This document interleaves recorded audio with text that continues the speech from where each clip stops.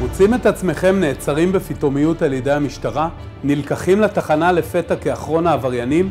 אתם מגלים לפתע שבן הזוג אמו או אמה חלקתם את חייכם הופך לאויב שלכם? היום נדבר על עבירות אלימות במשפחה וכיצד ניתן להתגונן ולהגיב כאשר אנו נחשדים בעבירות הללו.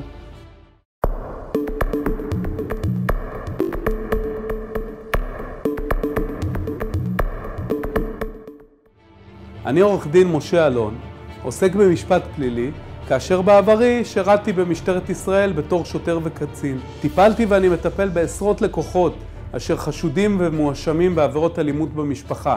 היום נלמד איך נוכל לצלוח חקירה משטרתית בחשדות לעבירות של אלימות במשפחה ולצמצם את הסיכון לכך שיוגש כנגדנו כתב אישום או שחלילה נעצר בגין החשדות הללו. תלונות בגין עבירות של אלימות במשפחה מוגשות במקרים רבים כאשר בני זוג מצויים בהליכי גירושין, כאשר לעתים כחלק מהטקטיקה של אחד הצדדים מנסים להרחיק ולפגוע בבן הזוג באמצעות הגשת תלונות במשטרה. לעתים מדובר בתלונות שווא אשר אין כל קשר בינן לבין המציאות. לפני כל דבר אחר חשוב לציין שלמרות שככלל קיימת לחשוד זכות של שתיקה בחקירה, הרי שאני לא ממליץ לממש אותה בשלב של חשדות כאלה, מאחר וזו ההזדמנות הראשונה ולעיתים האחרונה למסור את גרסתכם לחשדות שמוטחים בפניכם. הרי שלא תהיה לאחר מכן הזדמנות אחרת לעשות זאת, והתייחסו לכל עדות מאוחרת שתמסרו כגרסה כבושה, אשר המשקל שניתן לה הוא נמוך ביותר. חשוב מאוד למסור גרסה מלאה ומפורטת ככל הניתן, וכן את הרקע אשר בגינו אתם סבורים שהוגשה התלונה כנגדכם. גם אם החוקר קצר רוח ומנסה להגיע ישר לעניין ולהתמקד בשאלות שלו, תתעקשו להוסיף ולפרט את הדברים שחשובים בעיניכם.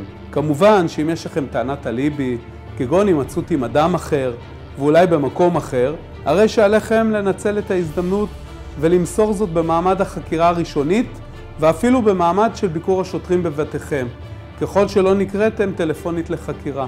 חשוב מאוד להיוועץ בעורך דין בטרם מסירת העדות, וזאת לאחר ששמעתם מהם החשדות שמוטחים בפניכם על ידי חוקר המשטרה. עורך דין פלילי מקצועי ידע להנחות ולהדריך אתכם לאורך שלבי החקירה השונים, וידע ראשית להרגיע אתכם ולסדר את העובדות והנתונים כך שתוכלו לצאת מהחקירה במינימום הנזק האפשרי. חשוב מאוד להמשיך ולהיעזר בשירותיו של עורך דין מקצועי גם לאחר החקירה, על מנת שיוכל לעקוב ולראות כיצד נמשכים ההליכים בתיק שנפתח כנגדכם, וכיצד ניתן יהיה לסגור אותו בצורה הטובה ביותר.